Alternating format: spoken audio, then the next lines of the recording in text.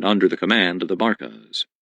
Hannibal, favorite of Baal, the chief Phoenician deity, was born 249 BC.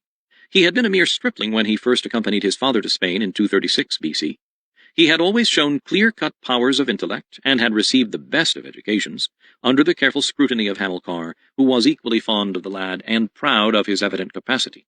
Hannibal and his brothers, Hasdrubal, Mago, and Hanno, the lion's brood, were all born and trained to arms, and all nobly fulfilled their mission. 3 died on the field. The greatest lived to aid his country in her dire extremity. We do not know much about the character of Hannibal's education. We do not even know what the Punic language was, except that it was allied to the Egyptian and Hebrew.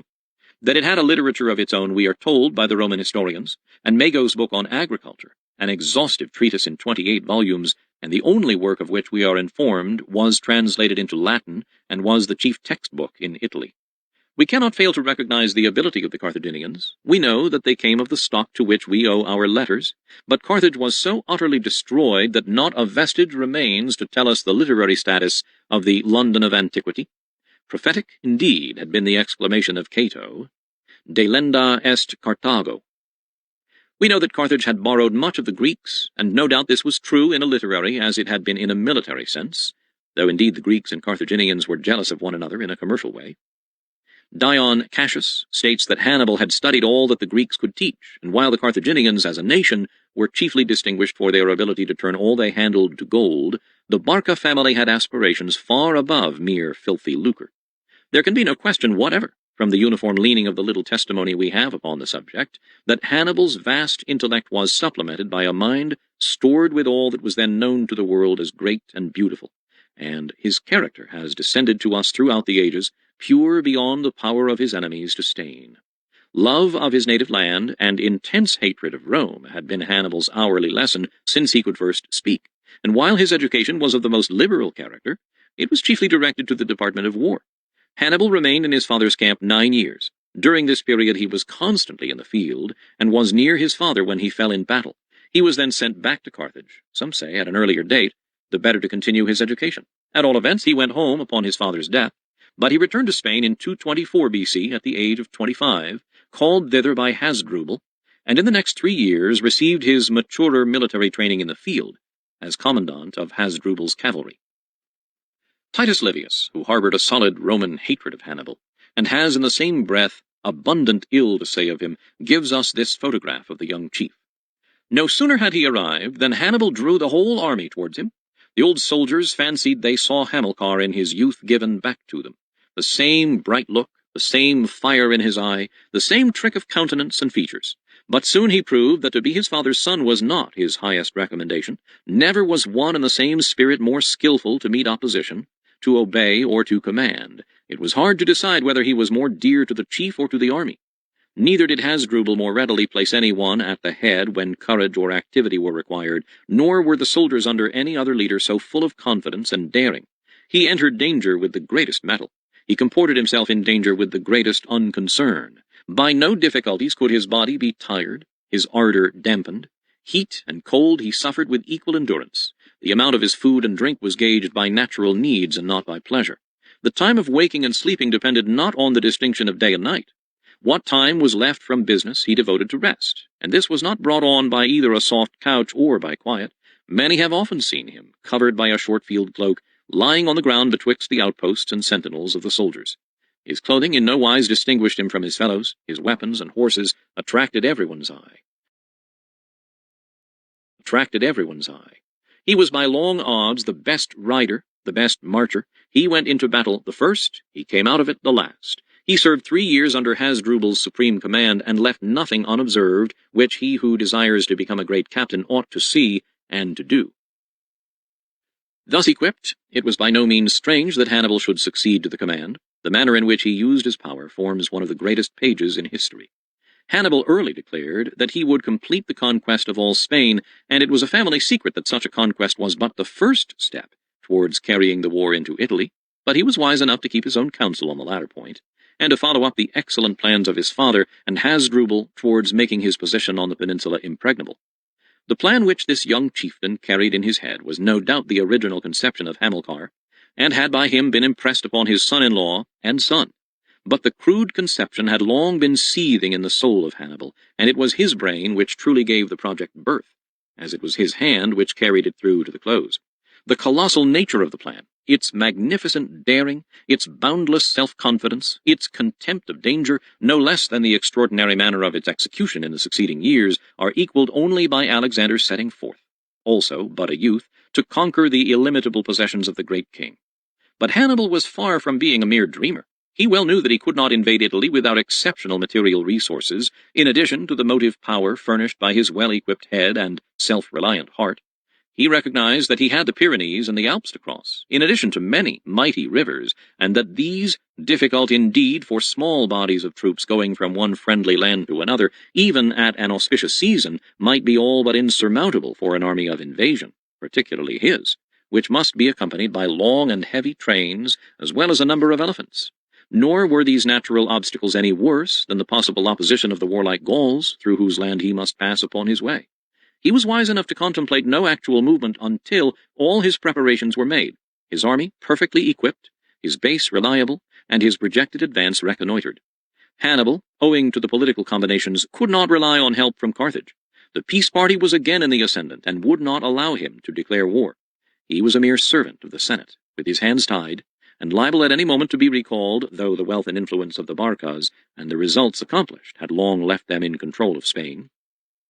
All his force in men and means must come from the peninsula. The mother country was still weak from her struggle with Rome, and looked to him for aid, rather than was able or willing to yield it. Without the revenues of the Iberian mines, in fact, the Barcine hold on command would have probably long before been severed. But Carthage needed the money which came from them, and favored the generals who made war remunerative instead of costly. Hannibal did not conceal from himself the fact that the peace party in Carthage would oppose his scheme in every manner. What he did was done with his eyes wide open, and with a full calculation of means and consequences. But the main factor in the proposition was that burning genius which made his heart bold to undertake any difficulty to avenge the wrongs of his downtrodden country, that lambent flame of the divine which, among soldiers, few indeed have ever shone in such effulgence. In no wise blinded to the Herculean nature of his task, Hannibal spent the first 2 years of his command, BC 221 to 220, in consolidating his Spanish possessions, which the death of Hasdrubal had again in some parts threatened to compromise. He reduced the town of Cartia, near the Pillars of Hercules, by a vigorous siege, overcame the tribes along the Tagus and made them tributary to his scheme, and then retired to Cartagena to winter. The next year he added the tribes of the Durius region to his standard, capturing both Arbocala, or Albucela, and Salmantica, Salamanca.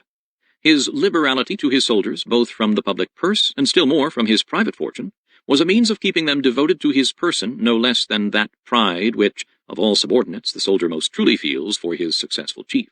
He was sure of his army wherever he went, and his generous policy to the tribes he overcame promised to avoid trouble when his back should be turned, and he distant from the scene. Hannibal was soldier enough to know that numbers are of less importance than homogeneity, and was willing to carry with him no soldier whose fidelity was not unquestioned.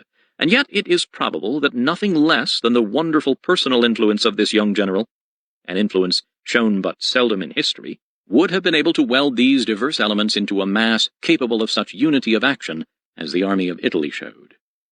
But we cannot doubt that Hannibal had taken even such a situation as this into his calculations, and relying on his own good arm and brain, had resolved to face it, to dare this and any other danger for the chance of bringing to his feet the cruel, rapacious power of Rome, which had inflicted such injustice and degradation on his beloved country. And in a Hannibal, this was not frenzy. The man whose courage cannot be daunted, whose mind and body are incapable of fatigue, whose soul burns with the divine spark of genius, may always confront the impossible.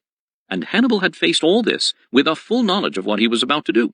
To him there was no impossible. To him, with his honest cause and unconquerable purpose, there must be a way. It is indeed when such a hero looks the all but impossible in the face that he is at his greatest.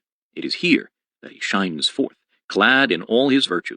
Be it that the palm of the victor awaits him, be it that he is destined to sink beneath the weight of his Herculean task, at such a time he is no longer man, he is a demigod. Alexander got larger results from his victories, but this was owing to the conditions under which he wrought, hard to choose between them. Arbela and Cannae stand on the same level. Each inherited an army. Each used it with extraordinary ability and kept it in the best condition. Hannibal could not make his battles decisive. The Roman Republic was like a Cyclopean wall. In pursuit and in sieges, the Macedonian was the bolder and greater, gauged by the work he had to do, the resistance he encountered, and the means at his command. Hannibal outranks any general of history. Looked beyond the immediate present. It shows that he could take a broad view of the military situation. A narrow mind may make a tactician. It never can make a strategist. Napoleon observes, La première qualité d'un général en chef, c'est d'avoir un esprit calme qui ne reçoive des objets qu'une impression exacte. Il ne lui est pas permis de se laisser éblouir par les bonnes nouvelles ni abattre par les mauvaises. Les sensations qu'il perçoit successivement ou simultanément dans le cours de la journée doivent se classer dans sa mémoire de manière à n'y occuper chacune que la place qui lui est dévolue, car le raisonnement et l'appréciation des faits sont le résultat de l'exacte comparaison des différentes impressions qu'ils produisent. Il y a des hommes qui se font une singulière peinture des événements d'après leurs conditions morales et physiques. Aussi, malgré leur connaissance, leur habileté, leur courage et toutes les autres qualités qu'ils possèdent, la nature ne les a pas appelés au commandement des armées, ni à la direction des grandes opérations militaires. Scipio showed the breadth of view Napoleon speaks of. But Scipio, with true Roman self-reliance, underrated his adversary, and he was not yet informed of the defeat of the praetors by the Gauls, which had recently taken place. He believed that the 25,000 men he expected to command in northern Italy would easily hold head against Hannibal. This proved to be an error, following on his carelessness in allowing Hannibal to cross the Rhone without a battle and distance him towards the Alps. Scipio's general plan was excellent. The details were weak, because he did not properly gauge the danger.